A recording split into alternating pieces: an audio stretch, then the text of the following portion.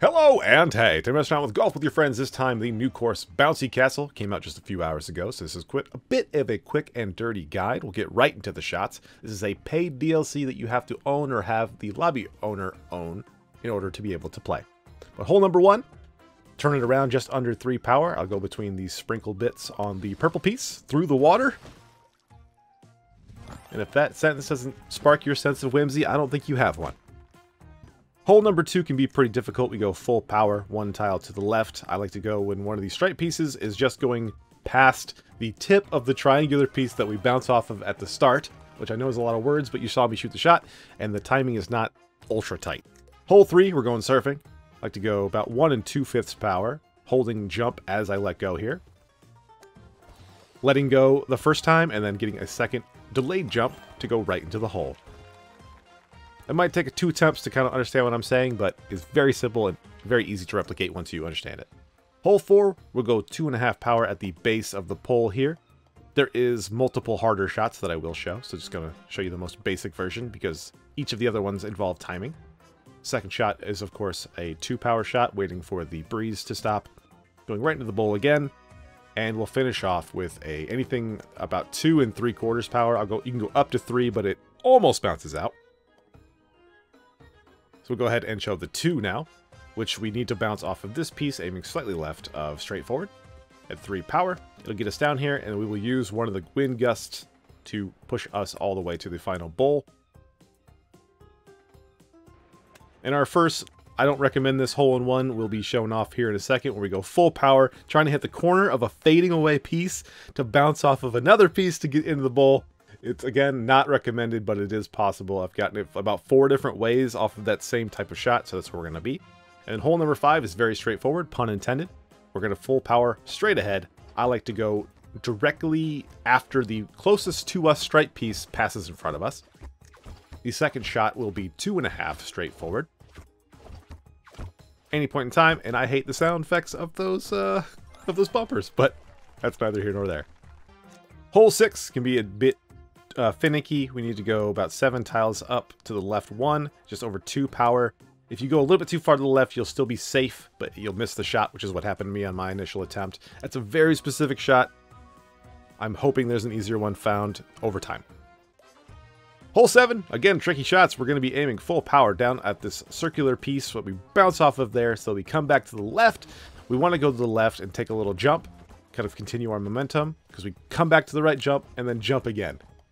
It is that specific, and that is what you need to do for the hole-in-one. Otherwise, you get a very simple hole-in-two if you just kind of play the hole out and let the ball get pushed up and over. Hole 8, we will go just under 2 power, probably about 1 5/6. This was almost a touch too much. We went 1 tile to the right in case you did not see it. I'm going quick again because this is quick and dirty. Just came out. Wanted to get the shots out to you. Hole number 9, we go straight forward. I like to wait until the closest one to us has gone right in front of us.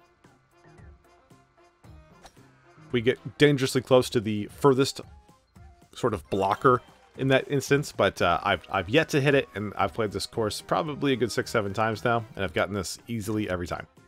Hole 10, not so easily. You have to wait for the balloon, the hot air balloon, to dip down. We're going just under full power, and I'm holding the jump button there, and you can get blocked by the bumper if your timing is just unfortunate. I don't think there's a way to see it from the top without zooming your camera all the way back, but I still think it's worth going for the hole-in-one every single time. Hole 11, I'm showing you something that I didn't think was possible. This is the only possible way that you don't get up here, but the actual shot itself on hole 11, we're going to aim at the sprinkle part just over that triangle piece. It'll fly up and kind of just barely keep us on the edge here. The further back you are, the worse this gets, but we aim basically directly at the flag. Full power, waiting for the wind to come back. This will get us a simple 2. That back wall is also very finicky, where it might not kick you all the way, so don't get discouraged. That is absolutely a thing that can happen. Hole 12, there's a crazy shot over that way. We'll show that in a bit, but I recommend 3.5, just off to the right. Keeps us pretty centered and gets us in a very good spot for here, which we cannot go full power on the next shot. You don't want to anyway. You can kind of just go here, make sure you don't get hit by the kapow, and then we will find our way up for a simple 3 once we go about 2.5 power to finish this one off. I'm probably a touch too light here. Yeah, almost went out because I hit the front of the bowl too hard. Touch more power is actually the solution to that one. but I'll show you the crazy shot. Don't recommend this at all.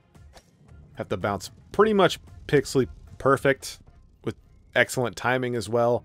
And then you still have to finish off this shot, which again is probably about a 2.5. Not the easiest thing. I don't recommend this one at all. I'd recommend the 3 100%. Hole 13, a par 5. There's probably something crazy here, but for now, 3.5 power, kind of skirting the edge of this. It's not that specific. You don't have to like really get close to that edge at all. Then we go full power, aiming towards the right side of the far triangular piece, waiting for, of course, the wind to die down. We go on the right side, so we stick to the right wall, which gives us a better angle at the hole, which we will go just under just under 2 power at 1 4/5, kind of just sneaking in there into the bowl there. For the eagle, it's not super simple, but pretty foolproof. Just aim to the right if you're a little bit afraid that you're going to bounce out. Hole 14. I was goofing around here too much. I like to go when the ramp is about 45 degrees in the air. I don't really care what the gate's doing because it's hardly down. So if it blocks you, very unfortunate, but it is just kind of a part of it. Hole 15, I don't have a strategy for this hole. I kind of just shoot full power almost every single time, trying to get all the way through to the backside. I like using the left side of this course to find our way through. It kind of tends to keep me here. And then from this shot, I say just get lucky. Aim at any point you like, go about 3 power, and launch it down the tube. I think getting par here is probably one of the bigger accomplishments on this course, just because you can't skip anything. There's nothing you can really do to augment it, and there's so many moving parts that it's difficult to kind of give a strategy out. So just play that one as safe as you can. Hole 16, the lights kind of show what you're supposed to do. It is always going to be the middle tube with the gingerbread man, pardon me. The second one is going to be the ball on the right. And the third one is going to be the tee on the left. Wait for the wind to die down. Full power every single one of these shots, no problems. I got stuck in here one time. That was a fluke. The other 5 times have been perfectly fine. And you should walk away with an eagle. Hole 17 can be a bit tricky. We're going to the left here. I like to wait for that first bumper to retract. That gives us a safe enough time. This is a safe shot. We'll kind of just go full power on the left side of this little water hazard thing. Obviously waiting for the bops to get out of our way. That'll keep us from getting on that track, so it's possible to get on there, and I will show you that in just a bit. But I just want to show what you would do in the safer scenario. You can probably go about 2 power, and if you aim towards the left, you only have to avoid the left one's arms, so that's what I do here. If you go in the middle, that's also a viable option.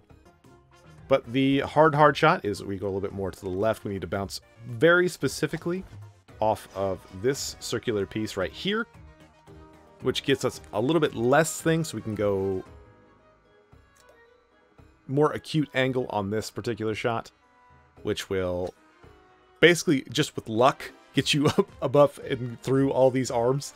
I don't know if that's timingable. It feels a touch random. I shot when the second arm had nothing on there, so if that means something to you, perfect. Otherwise, very, very hard. Go for the 3.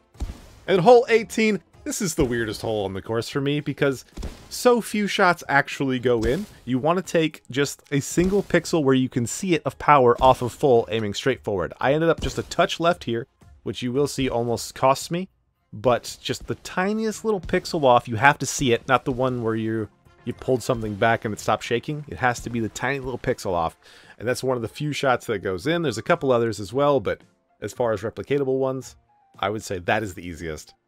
Just a weird shot, but we got it, and so we've blitzed this guide out. I talked a lot. There's a lot of kind of tricky stuff, and I'm sure we're going to find even more in the coming days, but I figured this was good enough, so I wanted to show this and all the shots. This course is pretty fun. I don't know if I could review it just yet because I've just gone for shots so aggressively, but if you own it, glad you checked this out. So thanks for watching. Thanks for listening. I do hope it helped. Be safe, guys.